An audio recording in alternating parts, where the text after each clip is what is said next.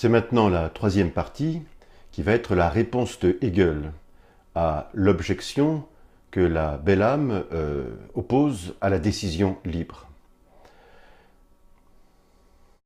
Et la réponse de Hegel est assez violente.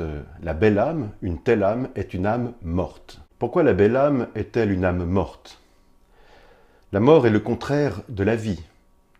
La mort est le contraire de l'être, donc de l'effectivité et de la réalisation. Et nous avons vu que précisément, la belle âme refusait de rentrer dans l'effectivité, refusait de se réaliser et de réaliser quoi que ce soit. C'est en ce sens-là qu'elle est morte. Par ailleurs, je crois que la mort signifie ici le fait de rester dans l'irréel, de rester dans le simplement penser ou l'imaginer. C'est ce que dit Hegel. Cette âme reste absorbée dans ses pensées.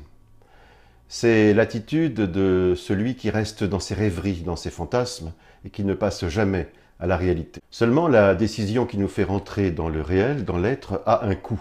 Examinons les deux faces de ce coût, de ce prix. Accomplir quelque chose de grand, dit Hegel, c'est se limiter. Et il cite Goethe. Par la décision, l'homme entre dans la réalité effective.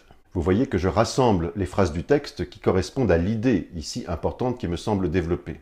Accomplir quelque chose de grand, on pourrait dire accomplir quoi que ce soit, consiste donc à choisir, on l'a vu, un possible parmi tous. C'est la seule condition pour rentrer dans le réel. Je vais choisir par exemple cette formation ou cette école. Et pourquoi c'est se limiter? D'abord parce que c'est se définir, on l'a vu aussi.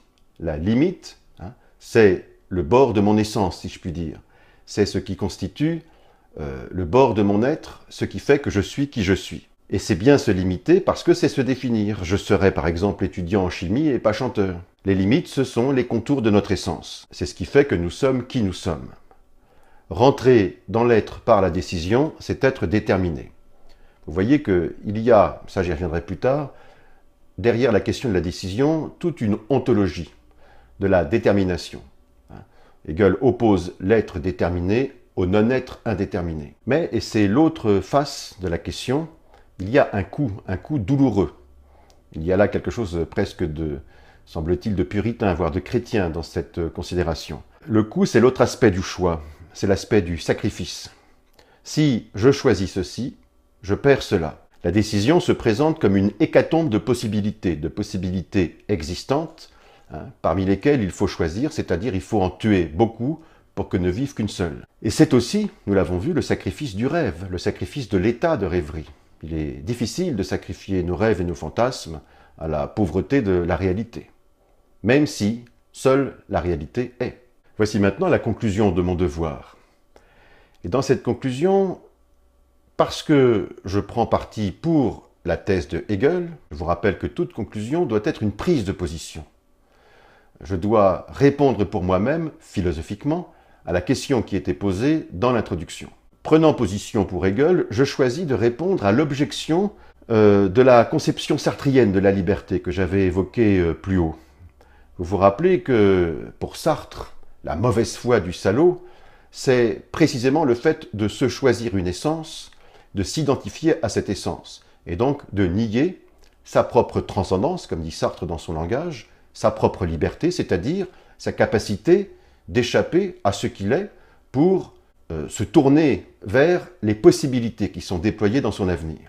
Seulement, on pourrait dire aussi, d'un point de vue sartrien même, qu'il n'y a pas d'opposition avec la thèse de Hegel, car la mauvaise foi consiste aussi à ne pas choisir, à jouer la transcendance pure. On pourrait peut-être relier ça précisément à la question dont nous étions partis, et sur laquelle on reviendra plus tard, du choix à l'élection présidentielle.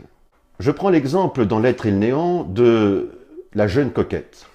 La jeune coquette, c'est cette jeune fille qui est désirée par un garçon qui l'invite à dîner. Elle sait qu'elle est désirée, mais elle a peur de ce désir tout en même temps en étant flattée par lui, tout en même temps, d'une certaine façon, en désirant y répondre.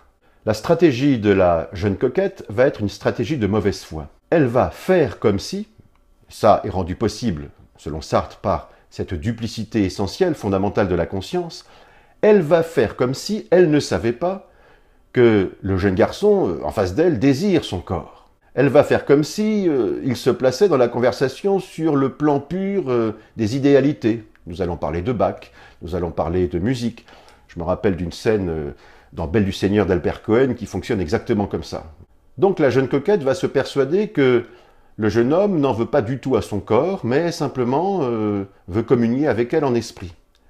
C'est-à-dire, qu'est-ce qu'elle fait? Elle fait comme si, en réalité, parce qu'elle ne veut pas choisir, parce qu'elle ne veut pas devenir objet dans le regard et dans le désir du garçon, elle fait comme si elle était une pure liberté, un pur éventail de possibilités. Elle joue la transcendance contre l'objectivité, tout en sachant par ailleurs qu'elle est objet de désir et qu'elle-même désire. Autrement dit, ne pas choisir est encore et toujours un choix. Par là, Sartre rejoint Hegel. On reparlera ultérieurement de la question de la décision parce que je pense que ce texte et la réflexion à propos de ce texte n'a pas épuisé toute la question.